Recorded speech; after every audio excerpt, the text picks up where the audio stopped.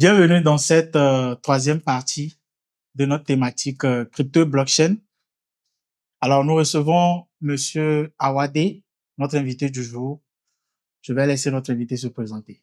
Bienvenue, Monsieur Awade. Merci beaucoup. Merci pour l'invitation. Très content d'être parmi vous pour parler de la blockchain et des crypto-monnaies. Oui. Je m'appelle Aliou Awade. Je suis promoteur et manager de Vision Globale du Numérique, un centre de formation spécialisé dans la blockchain et des cryptos, ici à Lomé, au Togo.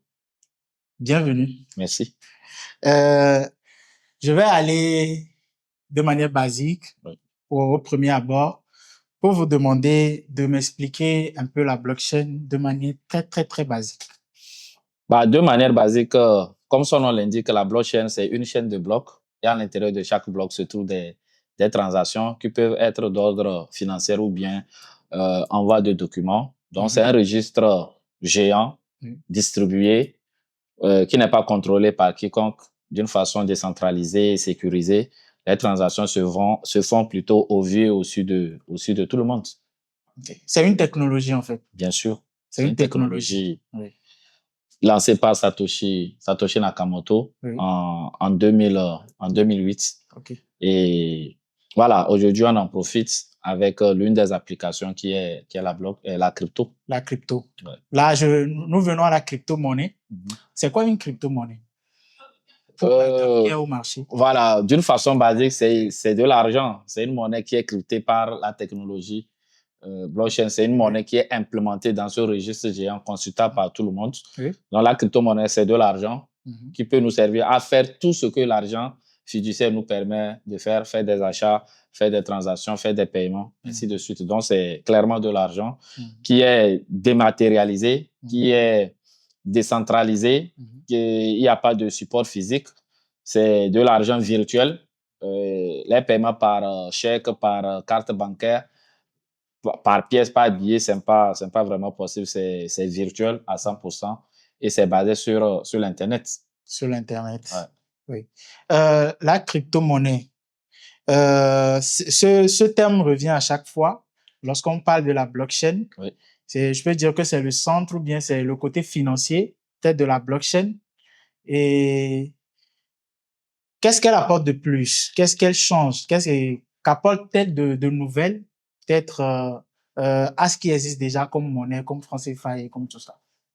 Bon, déjà, il faut comprendre comment la crypto-monnaie est venue. Oui. Et la crypto-monnaie ou bien la blockchain et les crypto-monnaies, les deux sont des notions qui ont vu le jour pratiquement dans la même période. C'est-à-dire que la crypto-monnaie est venue parce que en ce moment, il y avait un contexte financier qui était particulier. Et ce contexte financier était ce que j'appelle souvent la faillite du système financier traditionnel. Oui. Donc là, le système financier traditionnel, c'est quoi? C'est l'argent, le franc CFA, l'euro, le dollar, ainsi de suite. Donc, il y avait une crise financière qui s'était symbolisée par la faillite de la quatrième banque d'affaires américaine, Lehman Brothers, amenant maintenant un groupe de personnes ou un génie informaticien appelé Satoshi Nakamoto a lancé une monnaie pour amener les gens à être gérants de leur propre argent. Parce qu'on a vu quand même en 2008 les pays comme la Grèce, l'Italie, l'Espagne qui avaient vraiment des difficultés de paiement où les gens travaillaient durant des années. Ils ont fait des économies, mais à un moment donné, avec la faillite de cette banque, tout l'appareil financier ou bien tout l'appareil bancaire a été attaqué et les gens allaient à la banque pour retirer de l'argent, les retraités pour toucher leur pension. Mais certains pays étaient vraiment en défaut de paiement. Et c'est en ce moment-là, quelqu'un s'est dit, mais c'est pas possible que les gens puissent travailler et puis à un moment donné, ils ne peuvent pas être en possession de leur argent. Donc voilà comment la crypto-monnaie a vu le jour en 2008. Mais on peut trouver quand même les racines de cette crypto-monnaie dans la bulle technologique de 2004 avec l'avènement de la nouvelle technologie, l'informatique, l'ordinateur, le téléphone portable, ainsi de suite. Donc, c'est tout cet ensemble-là qui a concouru à l'avènement de la crypto-monnaie qui vient quand même essayer de régler un problème. Comme je venais de le dire, la crypto-monnaie est venue régler un problème et ce problème est un problème existentiel. Donc, lorsque le problème n'existe pas, la crypto-monnaie ne peut pas régler ce problème. Maintenant, par rapport aux monnaies qui existent déjà, donc on voit quand même qu'il y a une facilité d'accès, il y a quand même cette liberté, c'est sécurisé, c'est décentralisé. On ne va pas vraiment rentrer dans le fond des choses parce que c'est un thème technique, il faut vraiment être dans l'écosystème pour pouvoir les comprendre. Donc, on peut juste dire que la crypto-monnaie, c'est pour tout le monde. C'est pour tout le monde. Les moments qui sont au marché, ainsi de suite. Il suffit de s'intéresser, d'essayer de comprendre et puis bon, ça va. D'accord. D'un point de vue concret, comment la crypto change-t-elle des vies? Vous qui êtes un acteur sur le terrain, vous qui entreprenez, je peux dire, dans le domaine de la crypto, de la blockchain, d'un point de vue concret, qu'apporte-t-elle de nouveau aux Africains? Qu'apporte-t-elle comme solution? Qu'est-ce qu'elle change réellement dans notre vie? Bon, moi, vous savez, la crypto-monnaie, en réalité, c'est l'une des conséquences de l'avènement de la technologie. D'abord, la technologie blockchain, c'est une merveille de technologie qui peut changer beaucoup de choses dans notre quotidien. Maintenant, la crypto-monnaie, c'est un aspect de la blockchain. Donc, la crypto-monnaie en elle-même n'est pas une véritable révolution. Parce que c'est de l'argent. L'argent sert à faire quoi? L'argent sert à acheter des biens, des services, voilà, faire des transactions, faire des paiements. Mais ce que la crypto-monnaie peut changer dans notre quotidien, c'est la facilité des paiements. Il n'y a plus une autorité centrale qui va limiter le nombre ou bien la quantité d'argent que tu dois transiter chaque jour. Il n'y a pas une autorité centrale. Il n'y a pas de contraintes. C'est décentralisé. Il n'y a pas une heure pour dire que c'est fermé. À partir de cette heure-là, tu ne peux plus faire des transactions. Donc, je pense que les vrais entrepreneurs ou bien les commerces trouvent quand même une flexibilité en utilisant la crypto-monnaie que les monnaies traditionnelles. Donc, voilà ce que la crypto-monnaie peut changer au quotidien, dans notre quotidien. Mais la blockchain va encore plus loin. La blockchain, on peut l'utiliser dans tous les domaines. Tous les domaines, quand je dis tous les domaines, il n'y a pas exception. Il n'y a pas une exception. Il n'y a pas une exception. Donc, on peut utiliser la blockchain comme un registre qui assure les meilleures traçabilités, ainsi de suite, des produits et des services. On en parle. Il y a des produits qu'on nous envoie ici qui sont déjà périmés. Il suffit qu'il y ait escale quelque part, on change les étiquettes, ainsi de suite. Nous consommons des produits périmés. Derrière, on tombe malade, ainsi de suite. Avec la blockchain, on peut tracer et éviter tout ça. On ne va pas trop rentrer dans les détails. Nous vivons aussi à un moment où nous avons des problèmes de double vente de terrain, des litiges, tout ça. La blockchain peut régler beaucoup de choses. Dans le domaine de la santé, la blockchain peut permettre à quelqu'un de suivre son dossier médical depuis sa maison, même s'il se déplace, il va dans un autre pays. Voilà, il a accès à son dossier. Une traçabilité énorme. Oui. Et que c'est clair, en fait. C'est clair, il y a pas. Personne ne vient changer des données. Pas du tout. Une fois que les données sont introduites et elles sont confirmées, c'est fini. On ne peut pas les modifier. Donc, ça change la véracité des informations que nous faisons circuler tout le temps. On peut utiliser la blockchain aussi pour des histoires de contrats intelligents. Donc, qui exécutent certaines tâches automatiquement. Ce que nous appelons les smart contracts. Donc, la blockchain nous permet tout ça là, surtout la blockchain d'Ethereum, ainsi de suite. Donc, il suffit d'être vraiment à l'intérieur pour comprendre ce que la blockchain peut apporter réellement de nouveau et par ricochet la crypto. Voilà. Et dans le quotidien des Africains même, nous, en tant qu'Africains, nous avions des soucis, peut-être, je peux dire aujourd'hui, nous avions la naissance des mobile money. C'est quelque chose qui pallie beaucoup au problème de ceux qui n'ont pas un compte en banque, ceux qui n'ont pas, ne peuvent pas se déplacer, même dans les milieux reculés et tout ça. Je pense que la crypto-monnaie apporte réellement une solution à ces personnes même qui n'ont pas de compte en banque, qui n'arrivent pas, genre, éviter tous ces paperasses, tout ça, même lors de l'ouverture d'un compte en banque. Ouais. Bon, au fait, je ne vais pas trop attaquer les banques parce que eux aussi sont dans leur business, ils font ce qu'ils peuvent faire pour. Ouais, mais la crypto-monnaie peut augmenter le taux d'accessibilité à la finance des gens. Parce que certains, déjà, ils ne peuvent pas ouvrir un compte bancaire parce que peut-être ils n'ont pas une facture d'eau, une facture d'électricité ou bien le montant initial de dépôt. Il y a beaucoup de choses que nous devons avoir. Alors que dans la crypto, c'est facile, il suffit d'avoir un support électronique, un ordinateur. Aujourd'hui, tout le monde a un téléphone portable, un smartphone.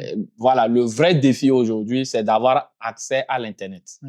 C'est d'avoir accès à l'Internet parce que la couverture en Internet dans nos pays, puisque tu es dans un cadre bien défini qui est l'Afrique, ou les pays sous-développés, le Togo, ainsi de suite, la couverture en Internet dans nos pays ne sont pas vraiment ça. Donc, ce qui exclut aussi beaucoup de personnes qui devraient avoir accès à cet écosystème blockchain et crypto. Donc, le défi reste à ce niveau-là. Lorsque nous allons arriver à une couverture à 100% du territoire en Internet, là, ça veut dire que tout le monde a accès. Aujourd'hui, il y a des gens qui vivent dans certains endroits, ils ne savent même pas que quelque chose existe comme ça, on appelle la crypto. Exactement. Parce qu'ils n'ont pas la bonne information, ils n'ont pas accès à l'Internet. Certains cherchent même le réseau téléphonique. Ils ne trouvent pas. Donc, quelque part, tu vois, nous qui sommes dans le milieu où on a accès à l'Internet, même à Lomé, il y a des gens qui ne savent pas que quelque chose existe comme ça, qui est la crypto. Donc, voilà, le défi, il est là. C'est lorsque tout ceci-là serait incorporé à notre quotidien, ça veut dire que la chaîne serait bouclée. D'autant plus qu'en ce moment, je peux me réveiller le matin, je vais aller au bord de la route, je vais acheter du Aïmolu. La dame d'Aïmolu prend la crypto, je lui paie parce qu'elle est convaincue qu'en allant dans la ferme où elle achète le haricot ou le riz pour venir préparer son Aïmolu, la personne aussi, le fermier, il peut utiliser aussi la crypto. Maintenant, le fermier, lui, va prendre cette crypto-monnaie, sachant que le forgeron chez qui va acheter sa roue va utiliser aussi la crypto. Maintenant, le forgeron, il va accepter la crypto parce qu'il est convaincu, en allant inscrire son enfant à l'école, l'école aussi va accepter la crypto. Donc, tu vois, c'est une chaîne. C'est une chaîne. Lorsque cette chaîne-là n'est pas bouclée, les défis vont rester encore énormes. Donc, voilà. Peut-on réellement parler d'indépendance financière avec des monnaies créées hors du continent? Bon, on est indépendant lorsqu'on utilise ce que nous-mêmes on a créé.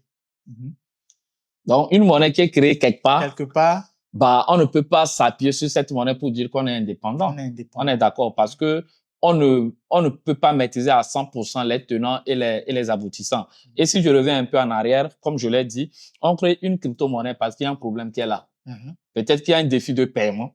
Surtout ceux qui font le e-commerce pour acheter en Chine, en Turquie, tout ça là, pour payer les délais d'exécution des transactions, tout ça là.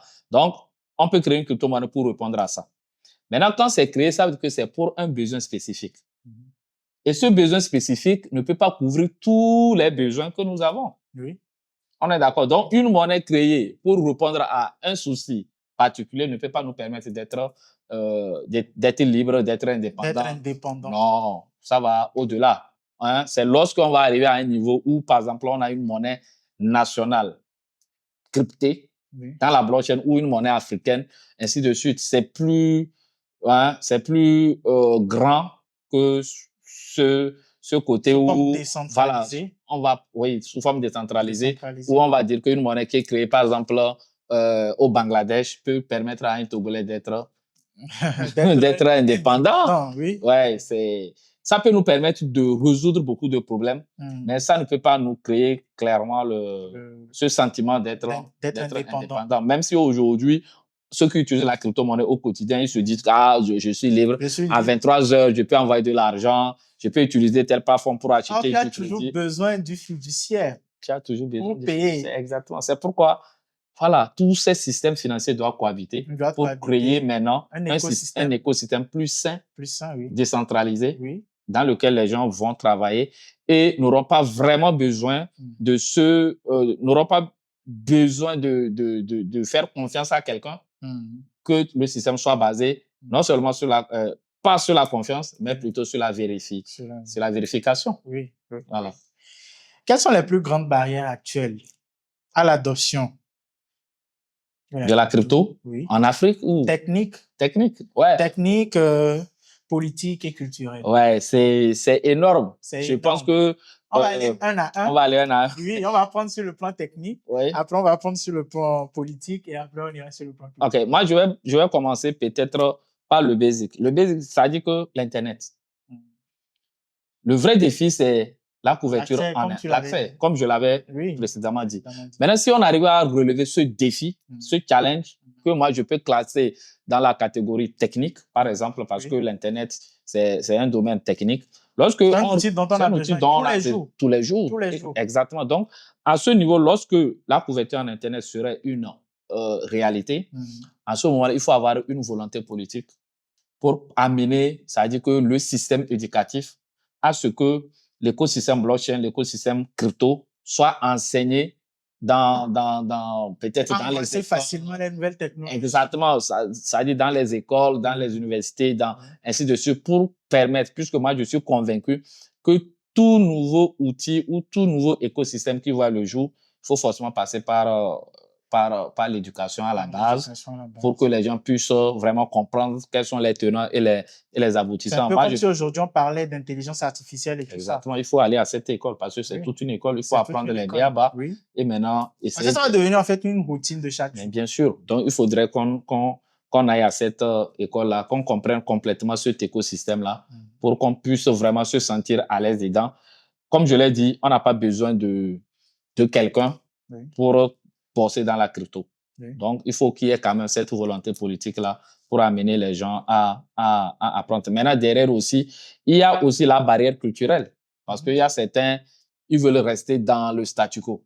Le statu quo. Voilà, si notre franc CFA national fonctionne, pourquoi aller chercher ailleurs? Donc, comme on le dit souvent, on a vraiment peur du changement, même si ce changement-là, il est positif. Quelque part, on a vraiment peur. On a toujours peur. Et aujourd'hui, c'est cette peur-là qui fait que les gens ont du mal à adopter la crypto-monnaie au quotidien. Et puis derrière aussi, il faut l'assainissement de l'écosystème par rapport à tout ce qui s'était déjà passé dans notre pays, par exemple. Il y a certains mots qui font peur. Quand tu arrives quelque part, tu dis, ceci déjà, on te colle, une étiquette. Voilà, exactement. Donc, il faut qu'on sorte de là. Mais pour sortir de là, il faut passer par l'éducation. L'éducation à la base. L'éducation à la base. Et puis amener les gens à se dire que non, c'est quelque chose qui est vrai. Et même cette émission, ce sont des opportunités pour permettre peut-être à ceux qui sont calqués d'esprit, ceux qui sont, comme tu l'as dit, dans le statu quo, de pouvoir changer de mentalité, de comprendre réellement que parler des cryptos, je peux dire, c'est une monnaie et la blockchain, c'est une technologie. C'est une technologie. Et qui apporte un plus. Exactement. Dans la vie. Exactement. Moi, je suis convaincu, comme toute technologie, en réalité, toute technologie passe par 3 phases. Il y a d'abord la méfiance, il y a le rejet. Derrière, nous arrivons à ce que nous appelons l'adoption et l'évidence. Donc, la crypto-monnaie aujourd'hui, il y a de cela 5 ans, quand nous, on découvrait la crypto, on n'a jamais imaginé qu'à un moment donné, certaines banques peuvent s'intéresser à la crypto. Parce qu'en ce moment, c'est une guerre entre les banques et l'écosystème crypto. Mais aujourd'hui, beaucoup de banques sont même les meilleurs détenteurs du Bitcoin, des fonds d'investissement comme MicroStrategy, qui achètent des Bitcoins tout le temps. Exactement. Donc, nous sommes aujourd'hui, je peux dire que cette révolution technologique qui est la blockchain et la crypto aujourd'hui est à sa 3e phase, qui est la dernière. Bientôt, ça va devenir une évidence. Nous sommes à la frontière entre l'adoption et l'évidence. L'adoption est en train d'être faite. Oui. Il y a des pays qui acceptent déjà la crypto, certains comme en Europe, le Salvador, les États-Unis avec Donald Trump, ainsi de suite. La réglementation qui est en train d'être faite. Donc, quelque part, il y a ça. Maintenant, si on peut ajouter quelque chose par rapport aux freins à l'adoption, comme je l'ai dit, c'est la réglementation. La réglementation, parce qu'il y a beaucoup de personnes, ils attendent que l'État dise que oui, c'est bon, vous pouvez y aller avant qu'il n'aille. Donc, on attend cette volonté politique. Et par exemple, chez nous, au Togo, nous avons quand même un ministère de l'économie numérique. Je pense que c'est le moment quand même de s'intéresser davantage à ça, trouver des stratégies pour amener les gens à comprendre comment ça fonctionne et dire que la crypto-monnaie, c'est pas de l'arnaque. Leur faire comprendre réellement que ce n'est pas de que c'est l'argent. pas de l'arnaque, que c'est de l'argent qu'on peut utiliser comme on utilise les autres monnaies. Et même à la longue, la crypto-monnaie est appelée quand même à nous permettre d'évoluer dans un système plus sécurisé que là où ce on qu'on se connaît trouve. déjà. Parce que personne ne sait comment le franc CFA est frappé, par exemple. Oui. Et On ne sait pas au total, on a combien de billets de 10 000. Oui, on ne sait Personne pas. ne le sait, mais on sait C'est quand une même. réalité. On sait quand même le nombre de Bitcoin qu'on a. qui sont prévus pour toute l'humanité. Pour toute Et on l'humanité. sait quand même quand est-ce que le dernier Bitcoin peut rentrer en circulation. On a une traçabilité. Exactement. Une clarté, je peux dire. Tranquille. Oui. Voilà. Je vais aller toujours dans le même sens. Mm. Quelle serait la meilleure approche pour les États africains face à la crypto?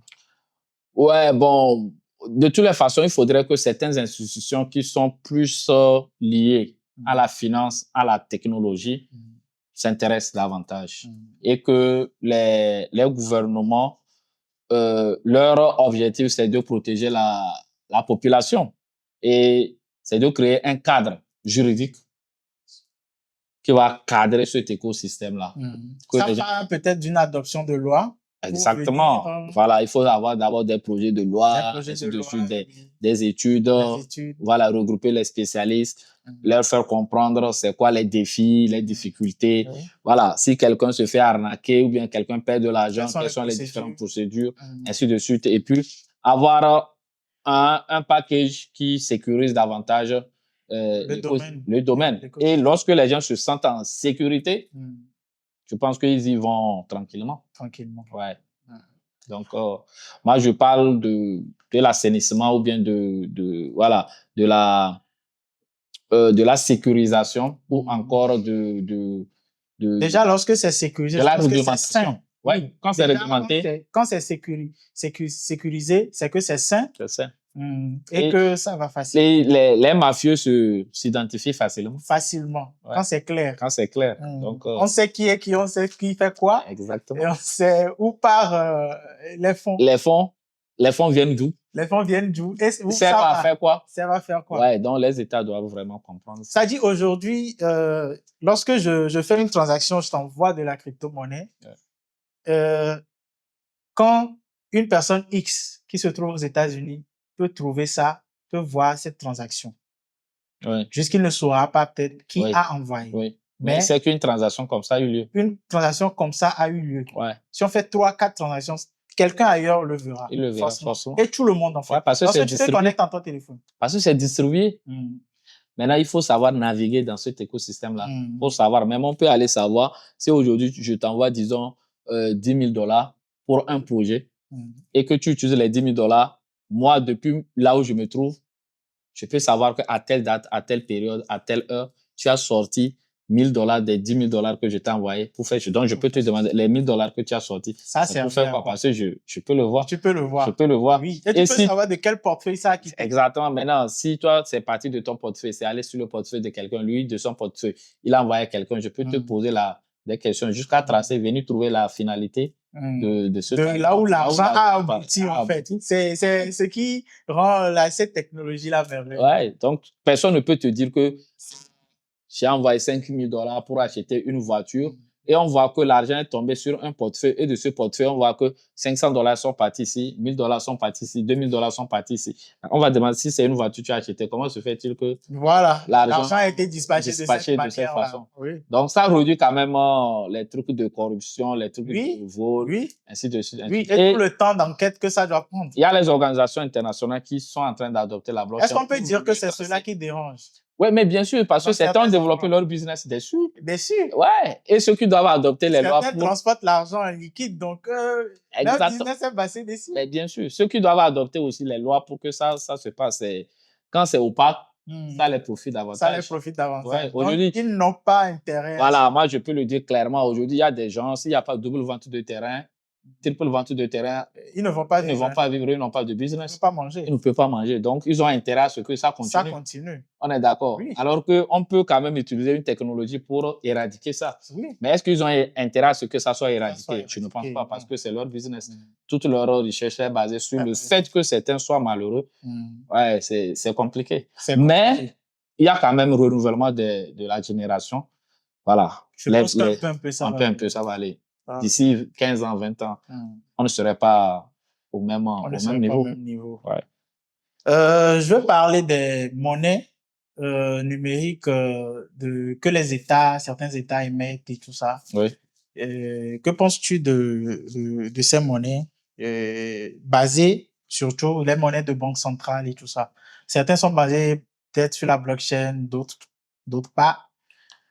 Ouais, bon, en réalité. On les appelle les MNBC. Ouais, en réalité, des monnaies émises par les banques, centrales, jusque-là, sont des monnaies centralisées. Sont des monnaies juste numériques, mais elles sont centralisées. Centralisées. Ouais, c'est pas, ça leur permet juste, ça leur permet juste de contrôler davantage leur.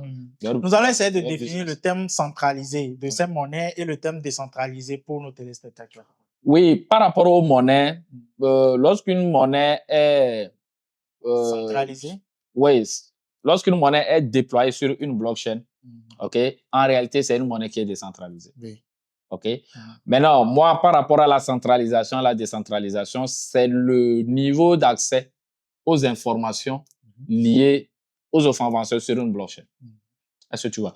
Donc, à ce niveau, une monnaie qui est décentralisée, ça veut dire qu'il n'y a pas une organisation centrale au-dessus qui prend les décisions, ainsi de suite, ainsi de suite. Ça veut dire que c'est la communauté qui dirige la politique générale du projet. Oui. On est d'accord. Oui. Mais lorsque c'est quelqu'un qui prend des décisions et les autres sont obligés d'obéir, ça veut dire que là, voilà, là, c'est vraiment centralisé. Donc, à ce niveau, il faut quand même que les gens comprennent. À ne pas confondre aussi avec des plateformes centralisées et des plateformes décentralisées ou encore des portefeuilles centralisés et des portefeuilles décentralisés. Donc, une monnaie qui est décentralisée peut se retrouver dans un portefeuille centralisé. Oui. Exactement. Facilement. Donc, à ce niveau, il y a ces petites nuances. Mais ces portefeuilles sont toujours basés sur la blockchain. Ils sont toujours basés sur la blockchain. Donc, à ce niveau, parler vraiment de la décentralisation, c'est compliqué. C'est compliqué. Ouais, parler des banques centrales et tout ça, je peux en rajouter que c'est pas lorsque, par exemple, on décide de jeter de la liquidité sur le marché ou bien de jeter de la liquidité lorsqu'il y a peut-être manque de liquidité et tout ça. C'est en fait ce qui fait la centralisation de ces monnaies-là. Ouais. Quelqu'un décide, il décide d'augmenter les taux d'intérêt et tout ça, en fait, c'est ça, en fait. Ça impacte. Parce que quelqu'un prend des décisions qui influencent un écosystème. Donc, ça veut dire que, bon, c'est encore sous son contrôle. On est d'accord, c'est encore sous son contrôle. Mais vous savez, si on n'est pas rassasié, on n'investit pas. On investit parce qu'on est rassasié. Donc, si le monde réel n'est pas bien, le monde virtuel ne peut pas aussi bien se comporter. On est d'accord. Donc, lorsque on a du mal à manger, c'est qu'on ne peut pas prendre l'argent pour venir mettre dans un écosystème. En ce moment, la liquidité va sur un sens. La sortie, les gens vont sortir de l'argent. Oui, les gens vont sortir de l'argent. Maintenant, lorsque l'économie normale, l'activité se passe bien, tout le monde vend, les petits commerces achètent, revendent, l'activité. Une chaîne. En fait. Exactement, ça veut dire que les gens auront du surplus. Oui, du surplus. Et vont faire venir ce surplus-là dans l'écosystème, ce qui va permettre à l'écosystème de partir. Exactement. Voilà. Exactement. Alors, quelle est ta vision du futur? Une Afrique avec sa propre crypto-monnaie continentale? Il y a trop d'ego. Il y a trop d'ego pour arriver à une monnaie africaine unique. Ça sont des fantasmes. Moi, je me dis... Ce sont des rêves. Ouais, la crypto-monnaie vient pour répondre à un problème. Pour résoudre, pour apporter une solution à un problème qui existe. Donc, voilà. Dans un pays, on peut avoir plusieurs crypto-monnaies. On est d'accord? Oui. Dans un pays, on peut avoir plusieurs crypto-monnaies. Oui. Maintenant, dire qu'on va avoir une crypto-monnaie nationale unique, ça veut dire que c'est pas décentralisé. Ça dévie un peu de l'idée initiale de Satoshi Nakamoto. En réalité, une crypto-monnaie ne doit appartenir à personne. Tant que je peux prendre de l'Ethereum pour prendre du Bitcoin chez toi, c'est tout. Pourquoi vouloir dire que ça c'est africain, ça c'est togolais, ça c'est... Non, du moment où ça facilite les échanges, je pense que on va y aller. Mais moi, je me dis, le vrai défi pour les pays africains, c'est d'adopter une réglementation d'assainir l'écosystème. Et puis maintenant, derrière, essayer de créer les conditions pour que les entrepreneurs du numérique puissent laisser leur génie s'exprimer. S'exprimer, c'est tout. Donc, après ça, bah, la monnaie, que tu sois au Togo, que tu sois en Inde, que tu sois n'importe où, du moment où la monnaie garde la même valeur, je pense que c'est ça aussi qui est le caractère unique de ce que nous appelons la crypto. La crypto. Ouais. Exactement. Exactement. Ouais. Peut-on concilier crypto libre et économie structurée sans chaos? Bon. Si l'écosystème est bien structuré, je pense qu'on ne peut pas arriver à un chaos quelconque. Crypto libre, ça veut dire que chacun est libre d'utiliser la crypto comme il l'entend. Et maintenant, l'économie structurée, ça veut dire que c'est dans un cadre bien défini. C'est dans un cadre bien défini. Voilà. Défini par des règles. Défini par des règles. Donc, tout ce qui n'est pas cadré par une loi, je pense qu'il est appelé à aller droit dans le mur. Donc, si l'écosystème crypto n'est pas encadré, n'est pas réglementé, n'est pas assaini, je pense qu'on peut arriver à un chaos. Maintenant, c'est pourquoi, à un moment donné, l'économie structurée, je parle des banques, ainsi de suite, ils ont, à un moment donné, il y aura quand même la cohabitation. Une cohabitation. Une cohabitation, exactement. Et lorsqu'on va arriver à cette cohabitation, je pense que les deux écosystèmes trouveront quand même une entente et puis une énergie nouvelle pour avancer. Si aujourd'hui, je peux aller à la banque, échanger ma crypto-monnaie pour prendre le franc CFA, ainsi de suite, je pense que à ce niveau-là, il y aura quand même plus de confiance. Plus de confiance surtout. Exactement, parce que, ouais, donc, ouais, sans ça, je pense qu'on va filer droit vers un chaos. Vers un chaos. Ouais. D'ici 2030, que penses-tu que la blockchain peut apporter aux Africains? Ce que la blockchain peut apporter aux Africains dépendra de la volonté politique de nos chefs, de nos gouvernants. Toujours, il faut une volonté. Ouais, exactement. Lorsqu'il n'y a pas une volonté politique d'ouvrir, de s'ouvrir, de venir voir qu'est-ce qui se passe réellement. Qu'est-ce qu'on peut améliorer, qu'est-ce qu'on peut apporter à la jeunesse africaine. S'il n'y a pas cette volonté politique, je pense qu'on serait dans le statu quo. Mais c'est lorsque on peut tout dire, c'est décentralisé, c'est comme ça. S'il n'y a pas une volonté politique dans chaque pays, je pense qu'on ne va pas bouger. Quelle initiative locale au Togo, au Bénin ou au Cameroun mérite d'être mise en lumière? Partout en Afrique, je veux dire, dans ce pays. Bon, là, tu m'amènes à parler de certains projets. De certains projets. Bon, je vais quand même parler de. Je vais vraiment parler du Togo où il y a quand même un projet blockchain crypto lié quand même à ce que nous appelons l'agrobusiness. L'agrobusiness, ok. Ouais, avec son projet qu'on appelle Aliman. Okay. Aliman, c'est un projet que moi j'affectionne, je le suis de très près. C'est quelqu'un de très sérieux. C'est pas un conseil, mais c'est quelque chose quand même qui montre que qui apporte un plus, qui dit que le génie togolais peut aussi apporter quelque chose de nouveau dans l'écosystème. Et voilà, Centrafrique, ils ont leur monnaie liée à leurs ressources minières, ainsi de suite. Ouais, il y a des initiatives, mais comme je le dis, la malhonnêteté de l'Africain, la malhonnêteté de ce que nous représentons fait que des projets voient jour, mais ne font pas long feu. Parce que c'est dû à quoi? Ben, c'est dû à notre, comment je vais dire ça, sans être prétentieux, à l'ego. C'est le fait de nous... Tant que ce n'est pas moi derrière ce exactement, ça ne doit pas marcher. Pourquoi c'est lui? Pourquoi pour lui, ça va marcher? Et puis, ouais, alors que moi aussi, je me prépare. Ouais. Donc, à ce niveau-là, c'est d'avoir cette ouverture d'esprit, de dire que je peux accompagner ce projet. Même si ce n'est pas moi. Même si ce n'est pas moi, même si ce n'est pas de mon pays, même si ce n'est pas de mon frère. Et on le voit aussi, même au Togo, parmi les acteurs de l'écosystème crypto blockchain, il n'y a pas cette harmonie, il n'y a pas, voilà, chacun, ouais, sympa. Il faudrait quand même qu'on leur lance directement. Ouais, exactement. Tous les acteurs, on se connaît. Oui. On n'est pas aussi nombreux que ça. Donc, c'est le moment quand même de créer quand même une énergie nouvelle pour nous permettre quand même d'avancer tous ensemble. Oui. Ouais, moi, je trouve que si on arrive à combattre le fléau de l'ego, chacun veut être CEO. Ouais, chacun veut être CEO. CEO, oui. Tout le monde veut être CEO. Mais bien sûr. Donc, c'est ça qui fait que il y aura forcément, les gens vont se tirer dans les pattes. Mais moi, je suis convaincu quand même que on pourra aller si j'ai, comment l'appelle-t-on, Turbo qui lance un projet, si je peux apporter quelque chose, moi, j'y vais sans réfléchir, sans rien attendre. Exactement. En réalité, si c'est Tony, si c'est Fanuel, moi, il suffit qu'on m'appelle. Si ma disponibilité me permet d'apporter le peu que je peux apporter, moi, je suis là. On y va. Tranquille. Merci. Ouais. Quelle place pour les startups africaines dans cette nouvelle économie? Bah, de toutes les façons, les startups africaines ont vraiment besoin de cette frange de la population. Parce qu'aujourd'hui, il y a des crypto convaincus. Il y a des crypto enthousiastes qui ne jurent que par la crypto. Et les startups, en réalité, doivent quand même aller chercher ces personnes.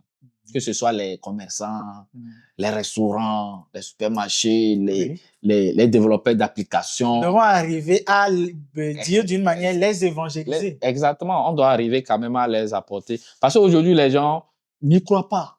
Les gens n'ont pas confiance à l'écosystème. Donc, quelque part, ils ne vont pas bouger, ils vont rester dans le Je pense qu'on devrait aussi penser à créer des solutions concrètes qui apportent. Je vais te prendre un exemple. Bah, c'est mon ami JB, je ne vais pas trahir un truc.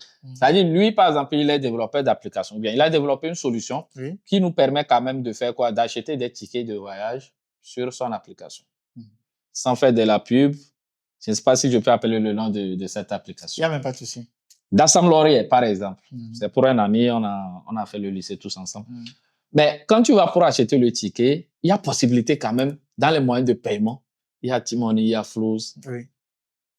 On peut ajouter la USDT dans les moyens de paiement. Donc, beaucoup de startups, il y en a qui, là-bas, tu peux aller faire ton achat sur des plateformes ou bien, voilà, recommander, comment je vais dire ça, une domestique ou bien les gens développent quand même des solutions pour faciliter le quotidien du Togolais. Il suffit que chaque solution développée puisse intégrer comme moyen de paiement de la crypto. De la crypto. Est-ce que vous voyez? Comme moyen de paiement de la crypto. Ça va attirer, ça va attirer, par exemple, aujourd'hui, si moi je sais que je peux payer mon ticket de voyage vers Dapaon sur l'application Dassam Laurier et pouvoir payer en USDT, je pense que c'est mieux pour moi parce que les frais, déjà, ça peut être inexistant. Ça dépend du réseau qu'on utilise. Donc, ça sont des solutions. Lorsqu'on va y arriver, je pense que c'est pourquoi le dérivé digital, moi, j'ai trouvé que c'était extraordinaire parce que ça permettait d'équilibrer le Web 2, Web 3, de trouver des solutions. Je pense on n'a même pas encore commencé. On n'a même pas encore commencé. Donc, je pense que... Toujours l'appel est toujours vers les piliers actuels de l'écosystème. Exactement. Les piliers actuels de l'écosystème. Je pense même que cela passe même par le projet de BMIP qu'on voulait mettre en place pour les entreprises, les restaurants et tout ça. Lorsque tu viens, tu scannes un code facilement, tu paies. Tranquille, tu paies. C'est comme la table du chef, non? La table du chef, oui. Un big shout-out à la table du chef. Je vais arriver là-bas un jour, je vais payer en USDT. En fait, la peur, c'est que les gens disent la crypto, ça monte, ça descend. Donc, les gens ont peur qu'ils prennent $500 aujourd'hui et que demain, ils se retrouvent avec $200. Il y a cette peur-là qui est là. Mais il y a la solution stablecoin. Les gens ne savent pas. Qu'est-ce que les stablecoins peuvent nous apporter? C'est-à-dire, c'est une monnaie dont la valeur ne change pas, ne change pratiquement pas. La valeur, elle est constante. Donc, un commerce qui accepte les USDT, en plus, tu as la possibilité de fixer le prix de l'USDT que tu veux. Que tu veux. Allez vous former chez Turbo. Tu sais comment ça se fait.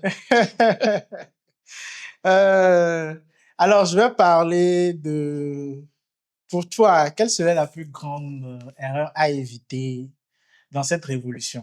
Ouais, c'est de mettre son argent sans apprendre. Sans apprendre. Ouais. Ce dont les gens ont peur d'habitude, c'est qu'ils parlent souvent de la volatilité de la chose et disent que bon, je vais acheter cette crypto-monnaie, ça va bouger, ça va monter, ça va descendre. Or, vous venez tout juste de parler des stablecoins qui ne changent pas de valeur. Tu déposes $1000, c'est $1000, mais c'est en crypto. Oui, c'est en crypto, mais là, bon, moi, je le dis souvent, si quelqu'un dit son problème, c'est la volatilité, c'est qu'il n'est pas formé. Il n'est pas formé, justement.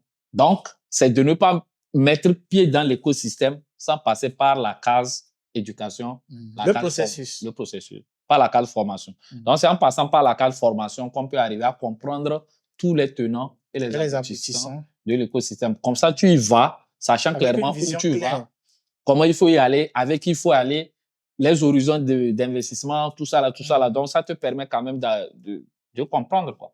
Donc, si tu refuses d'apprendre parce que des fois, tu n'as pas le temps, tu fais un boulot, bah, tu n'es pas conseil tranquille. Il faut rester dans ton coin. Il faut rester dans ton Il ne coin. faut même pas venir. C'est un peu comme la dernière fois, lorsqu'on a invité le développeur blockchain. Ce sont des métiers qui sont dans le domaine de la blockchain. Et il y a plusieurs métiers autour de peut-être de la blockchain, je peux dire aujourd'hui. Bien sûr. J'ai fait une émission la dernière fois sur Pyramide FM où je parlais comment entreprendre avec la blockchain et les cryptos. Oui. Je pense que ça peut faire l'objet d'une autre émission. Est-ce que tu peux nous briefer? Ouais, parce qu'aujourd'hui, les gens sont là. Quand on parle de blockchain crypto, les gens ne savent même pas que tous les métiers que les gens exercent dans le monde réel existent dans l'écosystème blockchain crypto. Blockchain, oui. Les graphistes, les créateurs de contenu, Oui. les sérigraphes, tout ça là, oui. les développeurs d'applications, les développeurs de sites web, ils peuvent trouver du boulot dans l'écosystème blockchain crypto. Oui. Mais il faut avoir la bonne information. Il faut être aussi sur le bon site. Et savoir là où tu vas. Exactement. Donc, tout est là. On peut entreprendre avec la blockchain et les cryptos. Ce n'est pas seulement genre acheter, vendre de la crypto. Non. Acheter de la crypto et conserver. Il y a plusieurs opportunités aujourd'hui dans le domaine de la blockchain. Il y a les créateurs de contenu. Web3, comme on l'appelle, les Web3. Exactement. Donc, honnêtement, c'est énorme. C'est énorme. Sur ces mots, je vais vous arracher votre mot de fin. Oui. Et merci de nous avoir éclairci. Merci pour votre temps. Merci pour votre disponibilité surtout. Merci beaucoup. Merci pour l'invitation. Merci pour la confiance renouvelée. Et toi spécialement, je voulais te dire félicitations parce qu'on s'est connus dans des circonstances assez particulières. Oui. Et aujourd'hui, je suis vraiment fier de voir la personne que tu es devenue, ce que tu es en train de faire. Force à toi, c'est pas facile, mais c'est devant qui est encore mieux. Merci, je suis ému. Super. Sur ces mots, je vais vous dire, nous sommes arrivés à la fin de notre deuxième épisode de crypto et blockchain. Alors, nous rendez-vous dans notre troisième épisode pour savoir le prochain thématique. Merci.